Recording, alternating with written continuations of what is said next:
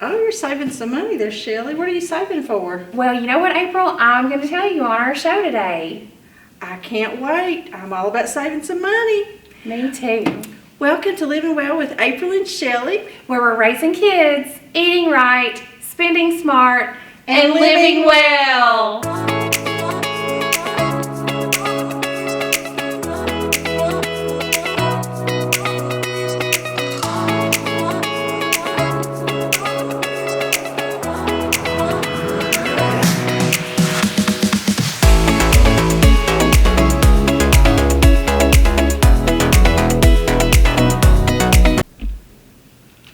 So Shelly, tell us about this 52-week challenge. I'm really curious how this works. Well, it's 52 weeks. And so in week 1, you put in $1. In week 2, you put in $2. In week 3, $3. And you just keep increasing the amount by the number of weeks it is. And at the end of 52 weeks, so 1 year, you will have earned or saved $1,378. So this is a good way to save for the holidays. Of course, it's a little bit too late for this holiday season. My family, we save it, use it for our vacation fund. And so, you can do it. We started this during the pandemic just because we couldn't really go on vacation. And it was just something fun that Johnny and I wanted to do. And then we have done it ever since. That is so neat. And you could make any goal that you have, really. You could do it, like you said, for Christmas or vacation or whatever. That's yes, really like nice. Some banks do the Christmas Club accounts. I know you have talked about, you've done that before. It's kind of the same premise. Gotcha. Only it's cash at home. Very neat. Well, I know, right now we're in the middle of the holidays, and the holidays are so much fun for everybody, but it honestly can be one of the most stressful times of the year financially for a lot of families. And I know as family consumer science agents with UT, that's one of the things that we try to educate people about is just how to save money. And it's so easy to kind of get sucked into the whole exciting part of the holidays, like the gift giving and the food giving and we have an advent calendar and the kids will have candy or a little prize every single day of December, and that is overwhelming, but it's so fun. It's so much fun. But it can add up so quickly. That's right. And there's some statistics out there that are kind of alarming. According to Deloitte, which is a consulting firm, and they expect that in 2022, the average American is going to spend about $1,455 over the holidays. That's a lot. What are people spending their money on?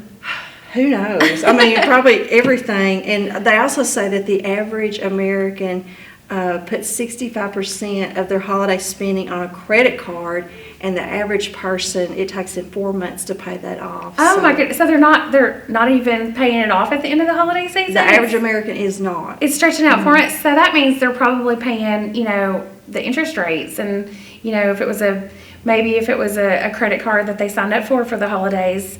That might even be past the 0% interest charge. That's right, and there's no telling how much people are paying over in interest if they're not paying their credit card off every month. So Shelly, maybe we can offer everyone just some tips, some suggestions that we found pretty helpful to help folks out there to not have a stressful holiday season as far as financial goes. Oh, I think that would be great. I love that. Yeah. Well, one idea is our 52-week challenge. And do you want to tell us more about Christmas Club accounts? Yes. So when my kids were little, it just came every year, and I would put stuff on credit cards. And after the holidays, then I had that credit card bill to pay, and sometimes I did go past that 1 month, and I had some interest. I won't lie about that. But I discovered Christmas Club accounts at the bank. The most wonderful thing ever invented. And they also have them for vacation clubs, so you just take out so much every month. You can have it automatically pulled out or go by the bank yourself, and you just put that much in every month of the year. And then I think it's around October that the bank just automatically, it goes right into your checking account. And so once I started doing that, just the stress left me. I had the That's money awesome. already there for Christmas, so that's. And you're doing what we're telling people to do anyway, which is pay yourself first. Pay yourself first. We Yes. really want people to do that with their regular savings, but you can do that with the holidays as well. Is pay yourself first, treat your savings like it's a bill, and then you'll be in the habit of saving money. And you don't have to have a Christmas club. I mean, you can set that money aside yourself. But for me personally, it just helped that it came out and I didn't have to think about it. Like you said, pay yourself first. So that's one That's a big great tip. tip. What are some other things you can think of? Well, did we talk about layaways already? We haven't, no. I think there used to be a like, that was really popular, layaways at different I department remember stores. my and mother stuff. every Christmas, that's the way she would do it. And some stores actually still do that. So, but you do have to be careful. Sometimes there's fine print where it is going to charge you maybe a service fee or, an interest rate. If you decide that you don't want the item, like you really need to be sure that you want the item because there could be like a restocking fee or other fees associated with that. So you have to kind of weigh the options on if this is a good method or not for your family. Yeah, and you don't see layaways as much. I was actually surprised how many companies that I know of that do that. But like you said, you do have to check and make sure you're not going to be charged any finance charges on that. I know one thing that I love doing every year, Shelly, and my kids, we always enjoy doing it as a family, was making gifts for people, whether it's canning goods or baked goods or crafts. That's such a fun time, and I think really people appreciate a homemade gift more than they do sometimes a store-bought gift. Oh, I think so too, because it's really, it's made specifically for you, and you've got the time and the effort and the thought, the really special thought behind it. One of my favorite traditions of our family, me and the kids will make homemade cookies, and we deliver them around to all of our neighbors. Now this year on social media, because that's just a staple of our lives, I found a craft, and it is with plastic cups. It's kind of like the old Shrinky Dinks. Do you remember those? Yeah, Shrinky And Dinks. so the kids, we've already been testing it out the last couple of weeks, but they color the plastic cup with permanent markers, and then you put them on a cookie sheet and put your oven on broil, and it shrinks those cups down and makes them flat, and you turn them into a Christmas ornament. They're so That cute. is so neat. April, another cute little craft idea that you can do, and now this is, Tiffany did this in your office, and it is so sweet. She's our producer. She's got our little girl on it. But yeah, she's got Harper, her little baby girl. This is that self-laminating laminating sheets, and you can cut out a cute little picture. This one has got, it's like a painted snow hill with a white paint, and then sprinkle it with salt, laminate it, and it looks like a cute little snow globe. Look how cute Harper is. See, so those are just fun things that you can do with your family that are very inexpensive. Yeah. And it just, it makes the holidays a little bit more special. Okay.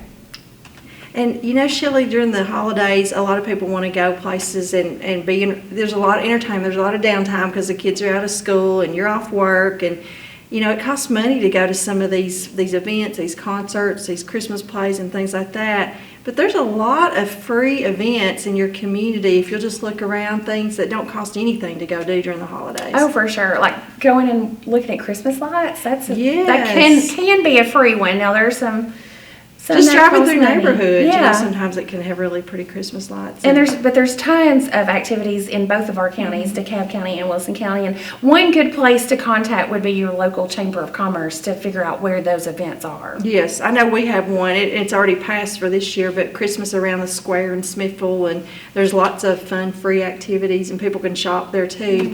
But lots of ideals. And I think with the holiday season, I think the key word is planning. Making sure that we find out where these events are, maybe looking for them in October, November, getting them on our calendar so that they don't pass us by. And then when we're also talking about our finances, planning, sometimes I'll be on social media, April, and I will see an ad, and then I'll scroll some more, and then I'll see the same ad. And especially this time of year, it's all about purchasing things. So like, just last week, I saw this little tech toy, and then I kept seeing it, and I thought, that would be good for Johnny, so I just went ahead and bought it. And then my friend texted me and said, hey, I got this for my husband, and I about fell out because I was like, why are you seeing the same ads that I'm That seeing. is wild. How do they do that? They know what you're thinking. Or Well, something? kind of, how they are built. The social media sites they use data and they track kind of what you're looking at and how many seconds you're looking at different videos or reels or posts or advertisements. And then they start tailoring that to your interests. And so apparently I had looked at that little thing a little too many seconds, and it worked.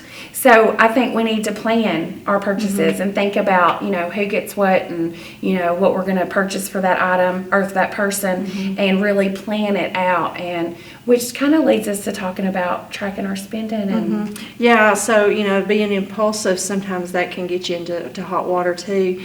And as family consumer scientists with the University of Tennessee Extension, Shelly and I and other FCS agents, one of the things that we do in our communities is to try to teach people about managing their money. And we've got some really good resources on our publication website. And I've got two of these today. I will put them down in the comments, the link to them, so you can go pull them off.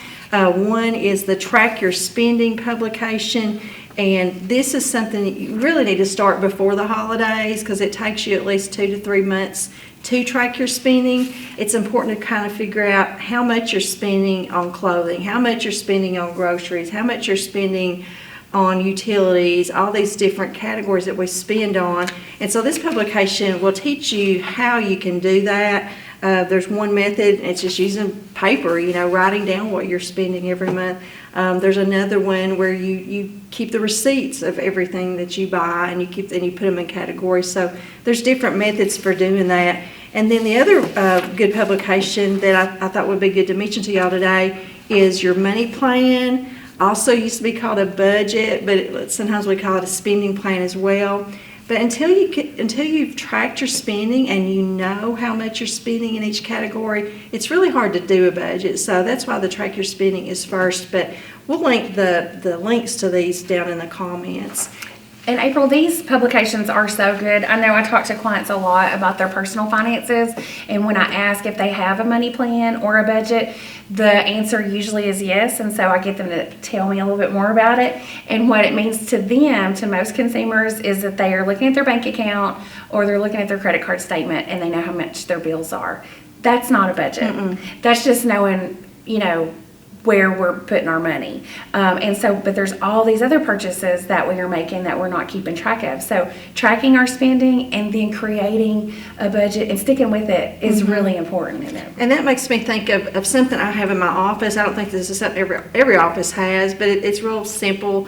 It's something you could just make for yourself. It's called an buying binge emergency card.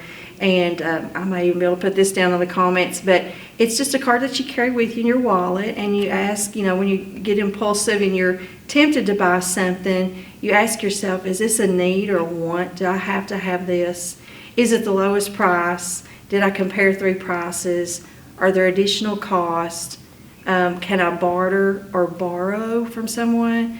And will I still want it next week? So before if you're considering spending money, pull this out, and a lot of times you'll talk yourself out of it. I wish I had that card when I bought that for Johnny, because I might be having buyer's remorse now. I'm not sure. Yeah, I hope he likes it. So, I think there's a lot more tips that we could give you today, and we invite you to put down in the comments some of the tips that you go by. What are some of the secrets or advice that you give people on how to save money during the holidays, and we'd welcome that. And we challenge you in January to use your tracking your spending plan or tracking your spending worksheet, and then develop your budget or your My Money plan. And start your 52-week challenge. Yes. Yeah. It'll be a perfect time to start that in January. That would be great. Yeah. Well, Shelly, until next time, we're raising kids, eating right, spending smart, and living well. Merry Bye. Christmas. Merry Christmas.